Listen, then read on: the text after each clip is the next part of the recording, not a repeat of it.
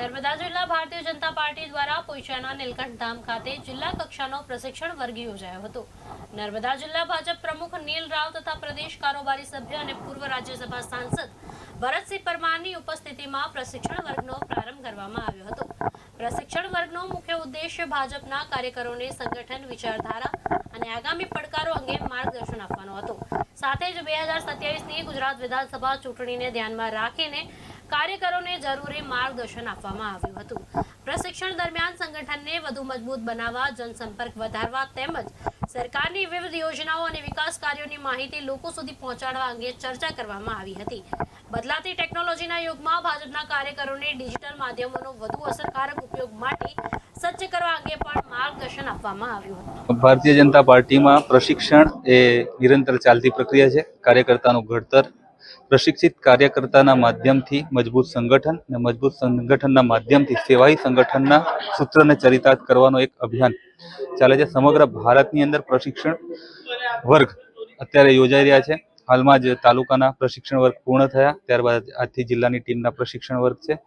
આ પ્રશિક્ષણ વર્ગમાં પાર્ટીનો ઇતિહાસ, પાર્ટીનો પરિચય, વિવિધ અત્યારે ડિજિટલ યુગ જ્યારે ચાલે છે, ટેકનોલોજીનો યુગ છે, તો કાર્યકર્તા પણ ટેકનોલોજીના યુગમાં ટેકનોલોજી સાથે જોડાઈ અને સારી રીતના સમાજમાં શ્રેષ્ઠ કામ કરી શકે એની માટેની અલગ અલગ વિષયો પર પ્રશિક્ષણ થતું હોય છે। અલગ વિષયો પર એઆઈ છે, ડિજિટલ માર્ગદર્શન છે। આજે અમારું જે રજિસ્ટ્રેશન છે એ પણ ડિજિટલ પ્લેટફોર્મના માધ્યમથી જ થઈ રહ્યું છે, સરળ એપ્લિકેશનના માધ્યમથી। એ તમામ અલગ અલગ પ્રકારના જે સત્ર છે, 11 સ્કૂલ મળીને 11 સત્ર છે ને 11 સત્રની અંદર અલગ અલગ વિષય છે। એમાં એક ડિજિટલ મીડિયાનું પણ, સોશિયલ મીડિયાનું પણ એક ક્ષેત્ર છે અને એની સાથે જોડાઈએ છીએ। અને નર્મદા જિલ્લા ભારતીય જનતા પાર્ટીનું સંગઠન મજબૂત થાય એની પણ દીનદયાળ ઉપાધ્યાય ના નામે જ આ આખો કાર્યક્રમ છે, અભ્યાસ વર્ગ છે।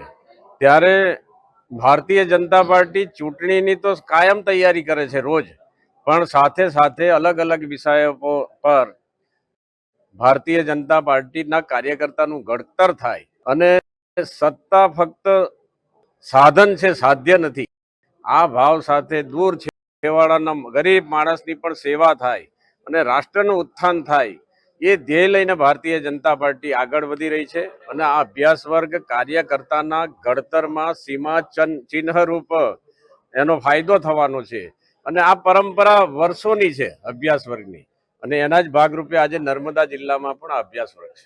ભાજપમાં જોડાઈ પણ રહ્યા છે અને પહેલેથી જોડાયેલા પણ છે અને યુવાન આ દેશને નવી દિશા આપે અને ભારતીય જનતા પાર્ટી પણ એ જ ઈચ્છે છે અને એ બધા સાથે ઘડતર થઈને રાષ્ટ્રના કામમાં લાગે, એ ભાવ ભારતીય જનતા પાર્ટીનો સતત રહ્યો છે। દયાલજી પણ એક વાત કરતા, અમારા સંસ્થાપક અને ચિંતક,